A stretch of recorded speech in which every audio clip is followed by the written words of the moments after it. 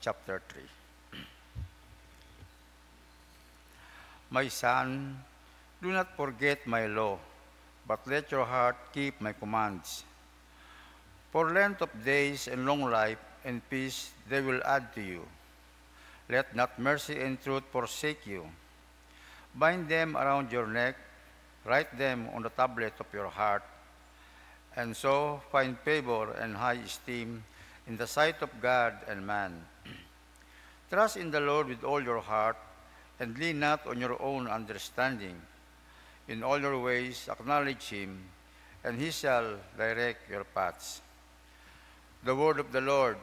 Thanks be to God.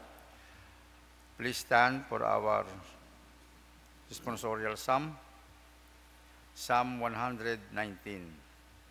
And our response, teach me, O Lord. Together. Teach me, O Lord.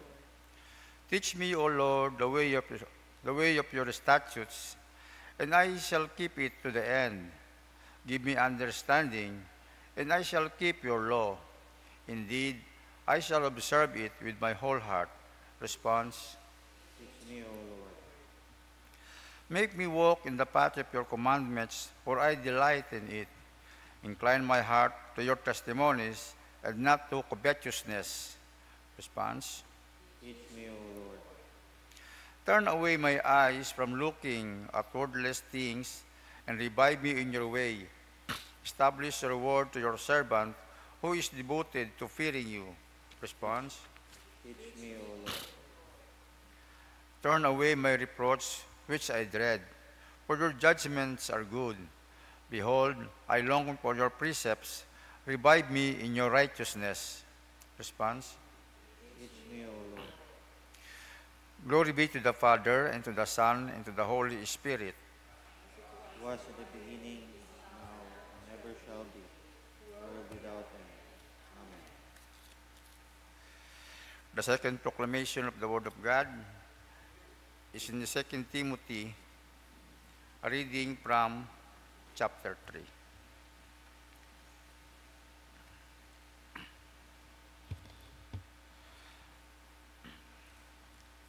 But you must continue in the things which you have learned and been assured of, knowing from whom you have learned them, and that from childhood you have known the Holy Spirits, which are able to make you wise for salvation through faith which is in Christ Jesus. All the Scriptures is given by inspiration of God, and is profitable for doctrine, for reproof, for correction, for instruction in righteousness, that the man of God may be complete, thoroughly equipped for every good work. The word of the Lord. Thanks be to God.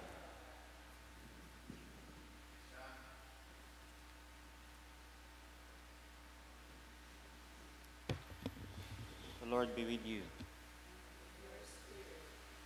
The Holy Gospel of our Lord Jesus Christ according to St. Matthew chapter 9. Glory to you, Lord Jesus Christ.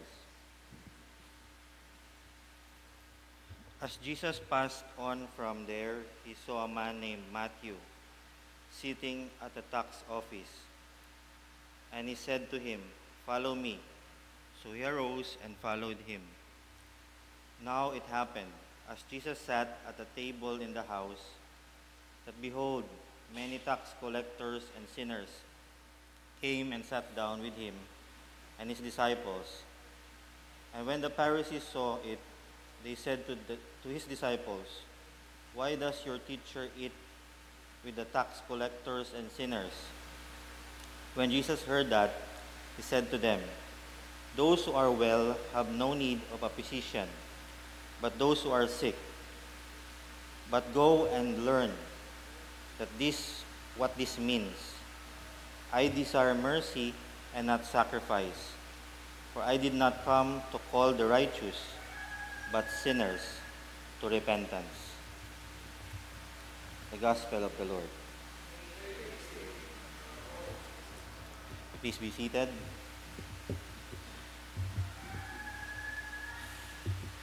In our readings today, we see a lot of things, and basically, the first one that we could see in the Proverbs is yung trust, the way we trust the Lord. It's not just about feelings, not just about the things that we see or our own understanding, but it's also about a sense of direction of where we're going. Just like Matthew, today is the feast of Saint Matthew. Dapat siya nung Sunday, but we move it for the Lord's Day. So Saint Matthew moves by trusting the Lord, even if we know not knowing what's happening to him. Especially, meron siyang mga job, meron siyang trabaho na stable. And Proverbs also, synchronize sa gospel, it teaches us to trust the Lord with all your hearts and lean not on our own understanding. Meaning, not relying on our own feelings, but a direction that is coming from the Holy Spirit in our hearts. Kasi at that time, in Capernaum, the ministry of our Lord Jesus Christ is being spread out. And the father of Matthew, Alphaeus, is I think praying for Matthew. Kasi nakikita nila si Matthew na in their eyes is a sinner, who is the job of a sinner, a tax collector at that time. And Alphaeus is praying for his son. And I think that the Lord Jesus Christ come to him already because he heard the prayer of his father, Alphaeus. So here we see the trust in Matthew na ano ni Mao na nuuto mo sa prayer. So when Jesus come to Matthew, sabi niya, "Follow me." Mabilis na yung sagot niya because sabi nga sa Proverbs, trust the Lord with all your heart and not in your own understanding. Add with the prayer of the Father.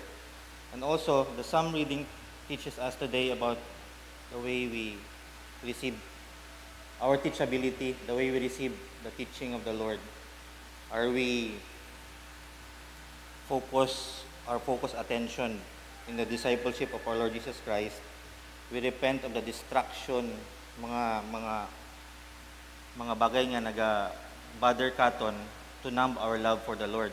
So the Psalms teaches us, sabi di kara, teach me, O Lord, teach me the way of statutes, remove from me the eyes from looking at worthless things, and revive me in your way. So God is teaching us how we receive Him, our teachability. Are we humble to receive the teaching of the Lord?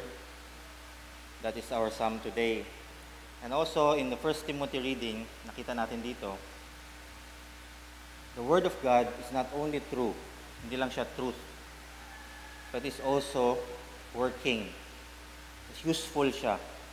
It can be a tool, the Word of God, for correction, for restoring, for equipping the churches. So the Bible open more than schedules, more than anything, it helps us in the training of ourselves, not just for totoo siya, but also the scripture will help us in restoring, just like Matthew, in correcting, in equipping the churches. So, the 1 Timothy teaches us, scripture is also important, which correlates sa atong gospel today, which allows Matthew to invite also his fellow tax collector in dinner with the Lord. So, sinabi nga, si Saint Matthew is also an evangelist. The first evangelism na anang ginubra is sa anang mga kapwa tax collector, gin-invite niya for dinner with the Lord Jesus Christ. And the people there are thinking na sila yung ginagawa niya kasi he is focusing on yung mga tao nga may masaga. Mercy is a strategy for mission over food. So nakikita natin dito, when the food is served, the gospel is also being taught with these people. So it's also a strategy na makikita natin sa gospel that Jesus is doing this to also minister to the sinners, to the tax collectors in the eyes of the people. So God wants to restore them over dinner, over food. So that is why we have the Eucharist. It is important. Evangelism is not just about in the pulpit here, but more effectively habang gakaon ta kita as brothers and sisters in Christ. Kaya nga, sabi nga ni Bishop is do yung potluck. Gusto niya may potluck. Because over that, the fellowship and the teaching, dun makikita yung mga teaching, mas marami yung learnings, not just here in the pulpit. And the other thing that God wants us to learn today is to bring our craft to Christ. Just like Matthew. Matthew is good in pens and records. Magaling siya mag-record. And instead of using that for exploitation, now God is using that for evangelism. The use for the spreading of the word of God. And today, we could see a lot of people gareklamo makaroon sa government, but as you can see, you pray for your leaders, pray for the government leaders, just like Jesus did. He went out of his way and spread the word. And even those who are corrupt in our eyes, God is pursuing them in their hearts. Mercy triumphs over judgment. So God is telling us today that trusting in the Lord sabi sa Proverbs, to trust in Him and also to be teachable in the Psalms, and the Scriptures teaches us is useful also for our correction and our restoration and our equipping of the churches. And today we focus on mercy. Mercy as a strategy for mission over food. Whatever you can do to disciple the people, especially those who are outcast, those who are overlooked in the society, those who are poor. The gospel teaches us today, just like Matthew, he receives the mercy of God. We also must extend the mercy of God to others. It can be on a meal, on a sharing, on helping others. Today we see the mercy of God. The mercy of God, especially to the sinners. And we reach out towards the sinners. Yung focus natin today is not because I'm righteous, I'm this and that, but because I want God's mercy. I receive God's mercy. So I follow God immediately. You see the immediacy niya. Sunod yagi si Matthew, pag sinabi niya, follow me. He left everything behind and followed the Lord. Because he saw the mercy of God. The mercy of God working in his life with the prayer of his father and the stories in Capernaum at that time.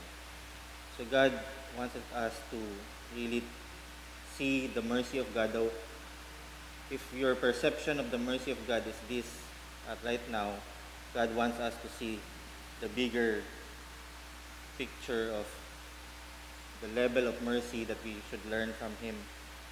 Daily, we learn about His mercy. Just like Moses learned about the mercy of God when he talks to God about saving the people of God. So we are also to focus on that mercy to extend towards others, even the corrupt government officials. So pray for them and extend that mercy. Lord, have mercy upon our government, upon our leaders, upon the people who are over us, who govern over us. Lord, please extend your mercy to them.